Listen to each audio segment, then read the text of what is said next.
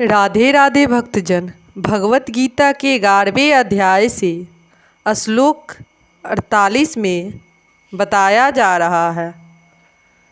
हे कुरुश्रेष्ठ, तुमसे पूर्व मेरे इस विश्व रूप को किसी ने नहीं देखा, क्योंकि मैं ना तो वेदा अध्ययन के द्वारा, न यज्ञ, दान, पुण्य या कठिन तपस्या के द्वारा इस रूप में इस संसार में देखा जा सकता हूँ। अब इस श्लोक का विस्तार में अध्ययन हुआ है। इस प्रसंग में दिव्य दृष्टि को भली भांति समझ लेना चाहिए। तो यह दिव्य दृष्टि किसके पास हो सकती है? दिव्य का अर्थ है दैवी। जब तक कोई देवता के रूप में देवता प्राप्त नहीं कर लेता, दिव्यता प्राप्त नहीं कर लेता, तब तक उसे दिव्य दृष्टि प्राप्त नहीं हो सकती। और देवता कौन है? वैदिक शास्त्रों का कथन है कि जो भगवान विष्णु के भक्त है वे दो देवता है। विष्णु भक्ता अस्मृता देवाः। जो नास्तिक है अर्थात जो विष्णु में विश्वास नहीं करते या जो कृष्ण से निर्विशेष अंश को परमेश्वर मानते हैं, उन्हें यह दिव्य दृष्टि नहीं प्राप्त हो सकती। ऐसा संभव नहीं है कि कृष्ण का विरोध करके कोई दिव्य दृष्टि भी प्राप्त कर सके। दिव्य बने बिना दिव्य दृष्टि प्राप्त नहीं की जा सकती। दूसरे शब्दों में, जिन्हें दिव्य दृष्टि प्राप्त है वे ही अर्जुन की ही तरह विश्व रूप देख सकते हैं। भगवत गीता में विश्व रूप का विवरण है। यद्यपि अर्जुन के पूर्व यह विवरण अज्ञात था, किंतु इस घटना के बाद अब विश्व रूप का रूप अनुमान लगाया जा सकता है। जो लोग सचमुच ही दिव्य हैं वे भगवान के विश्व रूप को देख सकते हैं, किंतु कृष्ण का शुद्ध भक्त बने बिना कोई दिव्य नहीं बन सकता। किंतु जो भक्त सचमुच दिव्य प्रकृति के हैं और जिन्हें दिव्य दृष्टि प्राप्त है वे भगवान के विश्व रूप का दर्शन करने के लिए उत्सुक नहीं रहते। जैसा कि पिछले श्लोक में कहा गया है, अर्जुन ने कृष्ण के चतुर्भुजी विष्णु रूप को देखना चाहा, क्योंकि विश्व रूप को देखकर वह सचमुच भयभीत हो उठा था। इस श्लोक में कुछ महत्वपूर्ण शब्द हैं।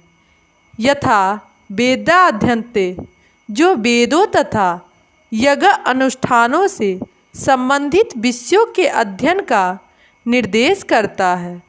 वेदों का अर्थ है समस्त प्रकार का वैदिक साहित्य, यथा चारों वेद, ऋग, यजुर, साम तथा अर्थ एवं 18वें पुराण, सारे उपनिषद तथा वेदांत सूत्र। मनुष्य इन सब का अध्ययन चाहे घर में करे या अन्यत्र। इसी प्रकार यज्ञ विधि के अध्ययन करने के अनेक सूत्र हैं। कल्प सूत्र तथा मीमांसा सूत्र दान शब्द सुपात्र को दान देने के अर्थ में आया है। जैसे वे लोग जो भगवान की दिव्य प्रेमा भक्ति में लगे रहते हैं, यथा ब्राह्मण तथा वैष्णव। इसी प्रकार क्रिया भी शब्द अग्निहोत्र के लिए है और विभिन्न वर्णों के कर्मों का सूचक है।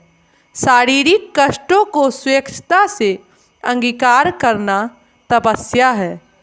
इस तरह मनुष्य भले ही इन सारे कार्यों तपस्या, दान, वेदा अध्ययन आदि को करे, किंतु जब तक वह अर्जुन की भांति भक्त नहीं होता तब तक वह विश्व रूप का दर्शन नहीं कर सकता था। निर्वेशवादी भी कल्पना करते रहते हैं कि वे भगवान के विश्व रूप का दर्शन कर रहे हैं, किंतु भगवत गीता में हम जानते हैं कि निर्वेशवादी भक्त नहीं है। फलतः वे भगवान के विश्व रूप को नहीं देख पाते। ऐसे अनेक पुरुष हैं जो अवतारों की सृष्टि करते हैं। वे झूठे ही सामान्य व्यक्ति को अवतार मानते हैं, किंतु यह मूर्खता है।